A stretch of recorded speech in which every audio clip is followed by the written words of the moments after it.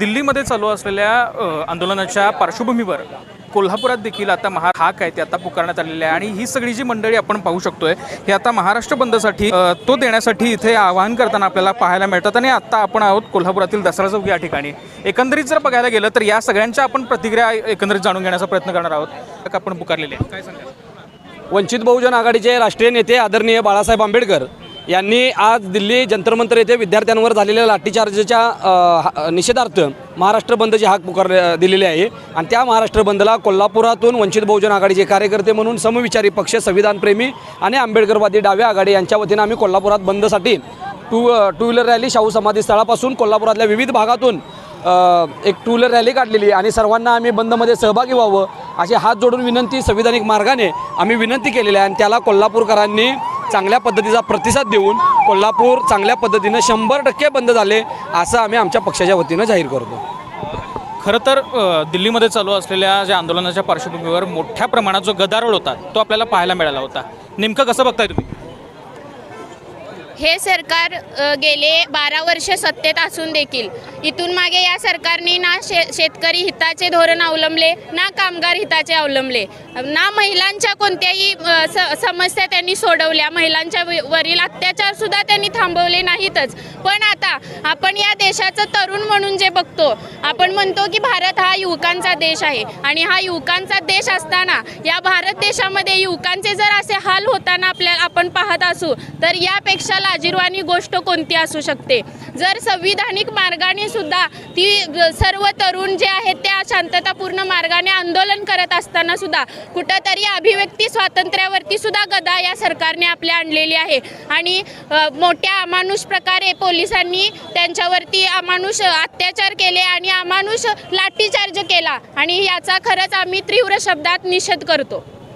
खरं तर बघायला गेलं तर यामध्ये मोठ्या प्रमाणात गदारोळ झाला होता। दिल्लीमधले जे काही आंदोलन होतं त्याला हिंसक वळण पण आपल्याला मिळालं होतं। कसं नेमकं बघता या सगळ्याकडे? कारण आपण एक तरुण आहात आणि तरुण मुलावरच हा जो अन्याय होता तो आपल्याला झाल्याचं पाहायला मिळालं। खरं तर गेले 1 महिना सोनू वांचूक सर तसेच त्यांचे सहकारी दिपके सर ते महाराष्ट्रातून देशाची लीडिंग करत आहेत। खऱ्या अर्थाने महाराष्ट्रातला देशातला युवक चांगल्या प्रकारे एज्युकेशनसाठी प्रोत्साहन देत आहे, न्यायासाठी हक्कासाठी लढत आहे। आणि अशा व्यक्तीवर जर आणि अशा लोकांच्यावर जर हे शासन प्रशासनाच्या माध्यमातून जर प्रेशर आणि दंडुकशाहीचा प्रकार करत असेल तर एक युवक म्हणून मी सांगतो की ज्या प्रकारे मुलींच्यावर लाठीचार्ज केला, मला वाटते 15-16 वर्षाच्या मुली अशा खेचत ओढत नेल्या, अंगावर त्यांच्या मला वाटते साईडला कपडे निघत होते। एवढं प्रशासन कुठल्या तऱ्हेने काम करत आहे? त्यांना पण मुलीबाळे आहेत का नाही? आम्हाला स्वतःला पडलेला प्रश्न आहे की बाबा ह्यो अत्याचार एवढा चालत आहे की बाबा श्रीलंका आणि नेपाळ व्हायला काही वेळ लागणार नाही, हे मला या माध्यमातून सांगत आहे। खरं तर बघायला गेलं तर यांची नेत्यांमधून मोठ्या प्रमाणात याचा रोष व्यक्त होत होता, युवकांमधून मोठ्या प्रमाणात रोष व्यक्त होतात। आणि यामध्ये बघायला गेलं तर साधारण शरद पवार आणि पंतप्रधान नरेंद्र मोदी यांची देखील यामध्ये काल भेट झाल्याचं आणि याच्यामध्ये चर्चा झाल्याचं आपल्याला पाहायला मिळालं होतं। नेमकं राजकीयदृष्ट्या आणि तरुणांच्या पॉईंट ऑफ व्ह्यूनं नेमकं तुम्ही कसं बघताय? खरं तर नुसता पाठिंबा देण्याचं नाटक करायचं आणि आमचा पाठिंबा आहे असं सांगायचं, पण कार्यकर्त्यांसोबत स्वतः कुठल्याही पुकारलेल्या आंदोलनामध्ये सहभागी व्हायचं नाही, ही म्हणजे दुटप्पी भूमिका घेणारे नेते आमच्या राज्यात आणि देशात बघायला मिळतात। म्हणजे एकीकडं आमचा पाठिंबा आहे म्हणायचं आणि ज्यांनी आंदोलन पुकारले, आज राज्यभर इतकं मोठं आंदोलन आहे, पण खरंच काँग्रेसचे नेते असतील, इतर नेते असतील, यांनी आपल्या पदाधिकाऱ्यांच्या बरोबर या बंदमध्ये किती सामील झालेत, किती कार्यकर्त्यांना घेऊन सामील झालेत? म्हणजे एका बाजूनं दुटप्पी भूमिका यांची अशी आहे की पाठीमागच्या दरवाजानं जाऊन नरेंद्र मोदींना भेटायचं आणि इकडं म्हणायचं नरेंद्र मोदी मुर्दाबाद। तर ही दुटप्पी भूमिका घेण्याची गरज जर तुम्ही अशी दाखवला तर याचे परिणाम जनता म्हणून तुम्हाला एक दिवस त्याचं उत्तर दिल्याशिवाय सोडणार नाही। ही जी तुम्ही धक्काबुक्की म्हणताय, हीच धक्काबुक्की काँग्रेसच्या नेत्यांना राहुल गांधींना पण झाल्याचं आपल्याला पाहायला मिळालं होतं। जरी झाली असली तरी आज विरोधी पक्ष म्हणून काँग्रेस इतका मोठा आहे, त्यांचे कार्यकर्ते प्रचंड आहेत, पदाधिकारी आहेत, मनुष्यबळ आहे, सगळं त्यांच्याकडे पॉवर आहे। मग राहुल गांधी इतकी मोठी भूमिका त्यांच्यावर एवढं हे झालेलं असताना का भूमिका घेत नाहीत? का विरोधी पक्ष म्हणून आतापर्यंत त्यांनी काय भूमिका घेतल्या हे जनतेसमोर जाहीर करावं। आणि तेवढ्याच ताकदीनं खरंच विरोधी पक्ष भूमिकेचं त्यांनी काम केलं आहे का हे लोकांना चांगलंच माहीत आहे. त्यामुळं त्यांनी स्वतःला विचारावं आणि त्यांच्या जिल्हाध्यक्ष असतील, महाराष्ट्रामध्ये काँग्रेसचे कार्यकर्ते असतील, यांनी स्वतःला विचारावं विरोधी पक्ष म्हणून आम्ही मोदींच्या विरोधात किती बोलतोय आणि किती आंदोलन करतोय हे त्यांनी आत्मपरीक्षण.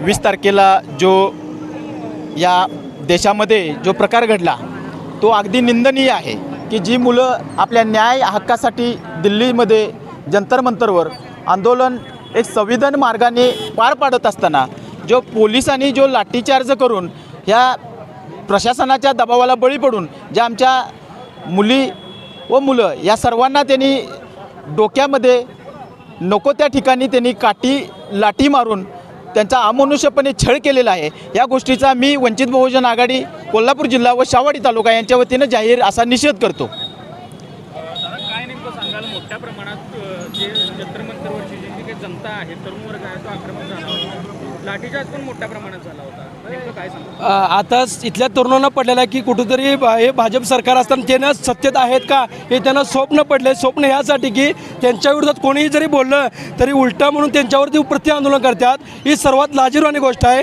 मला इथे या सरकारला सांगायचं आहे, भाजप सरकारला खास करून इथला तरुण वर्ग न्याय मागतोय.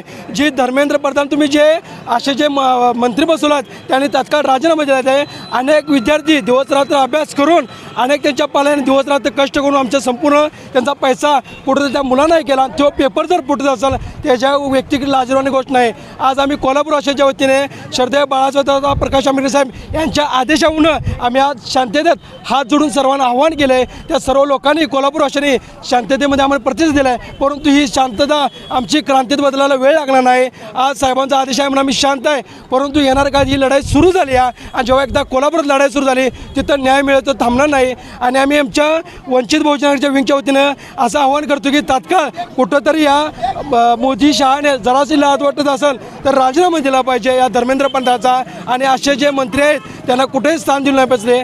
आणि जो वारंवार महिलांवरती असून दे, विद्यार्थी असून दे, अक्षरशः अमनुष्य आलेशा पोलिसांनी जो हल्ला केला आहे त्याचा आम्ही तीव्र पद्धत जाहीर निषेध करतो. जसं की आत्ता आपण पाहिलं, ही जी सगळी जी महाराष्ट्राची जनता आहे ती आता मोठ्या प्रमाणात आक्रमक जी आहे ती एकंदरीत आता झाल्याचं आपल्याला पाहायला मिळतं आहे. LS मराठीसाठी मी निरंजन, कोल्हापूर.